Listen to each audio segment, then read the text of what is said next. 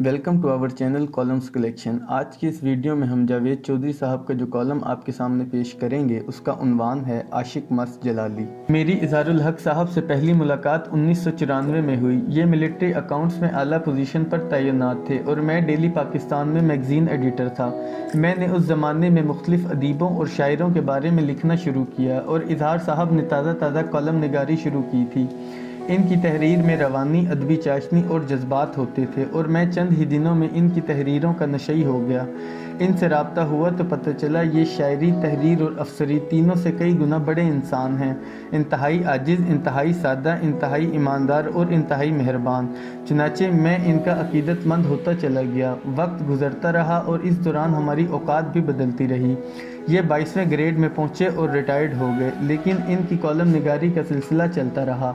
मैं भी ज़िंदगी में धक्के खाता हुआ कभी इधर और कभी उधर लुढ़कता रहा और इस लुढ़कन में मेरा हाथ किसी वक्त उनके हाथ से निकल गया। हमारे दरमियान फासला आ गया। ये उस दौरान ऑस्ट्रेलिया भी चले गए, मगर इस दूरी के बावजूद मैं इनकी तहरीरें मुसलसल पढ़ता रहा और हर बार वाह वाह करने पर मजबूर भी हो जाता था। मुझे 2 माह कबल अचानक इज़हार साहब याद आए। मैंने उनका नंबर तलाश किया और फिर बड़ी देर तक उनके साथ बातचीत होती रही। गुफ्तगू का महवर मेरा कन्फ्यूजन था। मैं ज़िंदगी के तीसरे फेज़ में दाखिल हो गया हूँ।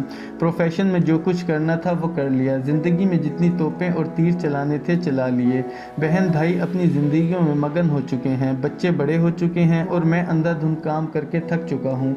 लिहाजा मैं बाकी ज़िंदगी को रीडिज़ाइन करना चाहता हूँ।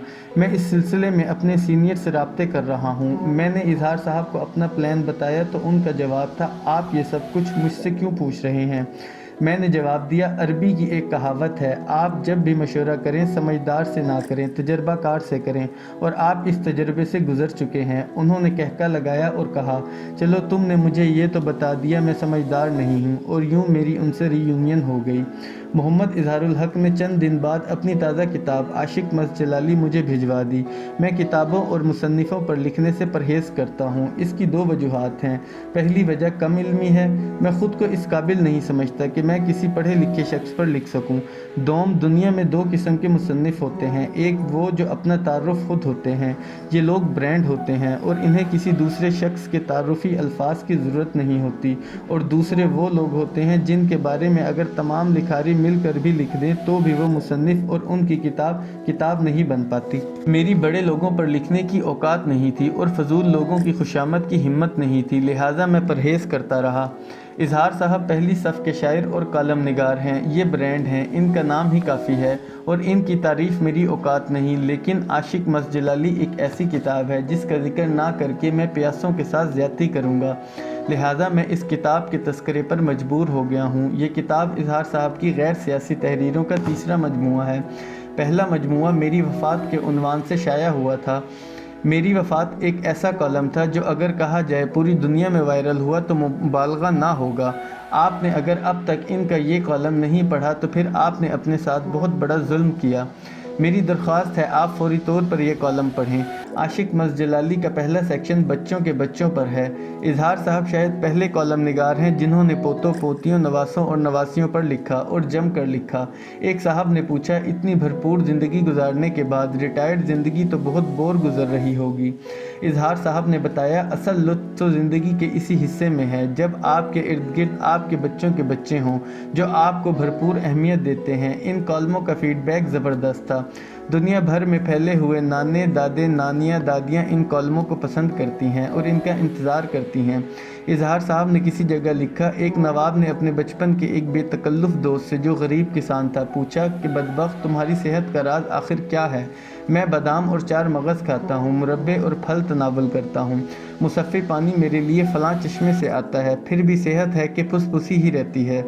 इधर तुम हो कि खट्टी लस्सी तुम्हें मुयस्सर नहीं, मगर हट्टे कट्टे तनोमंद हो। किसान ने कहा कि नवाब साहब आप क्या खाते हैं, मट्टी और राख?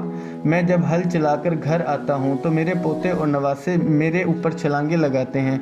कोई माथा चूमता है तो कोई दाढ़ी खींचता है, फिर वो मुझे खींचकर दुकान पर ले जाते हैं जहाँ मैं इन्हें रेवड़ियाँ, पताशे और मखाने ख़रीद कर देता हूँ। इन्हें खाते देखता हूँ तो सैरो खून बढ़ता है। ये है सेहत का राज। आशिक मस्त जलाली में गाँव की उस ज़िंदगी का भरपूर بھرپور ذکر بھی ہے جسے ہم سب چھوڑ چکے ہیں۔ تنور پر پکی ہوئی روٹیوں کا ذکر ہے، باجرے کے میٹھے آٹے، مکئی اور جوار کے مرنڈے، دیسی رنگ برنگ خربوزے، ستو، موٹ کی مونگ پھلیوں، تازہ دوہے ہوئے دودھ، لسی کی چاٹیوں، پودینے، سرخ مرچ اور لسی سے بنی ہوئی چٹنی، مٹی کی ہانڈیوں، عام پشاوری چپل پہن کر میلوں پیدل چلنے، سرے شام لالٹینوں کے شیشے صاف کرنے اور سوت سے بنے ہوئے رنگین پایوں والے پلنگوں کا ذکر ہے۔ لسی پر بھی ایک بھرپور کالم ہے۔ یہ کالم پڑھ کر کسی صاحب نے امریکہ سے میل کی، میں گاؤں اور ماں کو یاد کر رہا ہوں اور رو رہا ہوں۔ اظہار صاحب نے پیزا اور برگر کے خلاف بھی کالم لکھے ہیں جو اس کتاب میں موجود ہیں۔ ایک سیکشن کا عنوان بڑے لوگ ہیں۔ اس سیکشن میں ایدھی صاحب اور پاکستان سے جذام کو ختم کرنے والی عظیم خاتون رت فاؤ کا ذکر ہے۔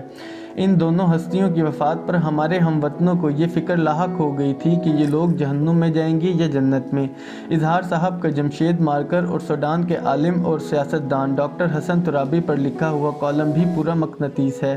ایک سیکشن کا عنوان ہے ہماری زندگیاں ڈکٹیٹ نہ کیجیے۔ یہ سیکشن ان حضرات کے بارے میں ہے جو کہہ رہے ہیں خدا کا لفظ استعمال نہ کرو۔ اظہار صاحب نے ان کی منت کی ہے، ہم سے اب ہمارا خدا تو نہ چھینو۔ صدیوں پر محیط اس اسلامی لٹریچر کا کیا بنے گا جو فارسی، ترکی اور اردو میں ہے اور جس میں خدا کا لفظ کروڑوں بار استعمال ہوا ہے۔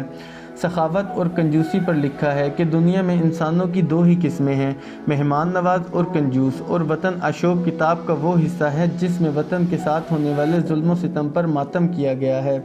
ٹوبہ ٹیک سنگھ کے محمد اقبال کا ذکر ہے جو نائب قاصد تھا۔ ریٹائر ہوتے وقت اس نے اپنے افسروں سے کہا اس کے بیٹے کو ملازمت دی جائے تاکہ کوارٹر بیٹے کے نام ہو جائے اور وہ دربدر ہونے سے بچ جائے۔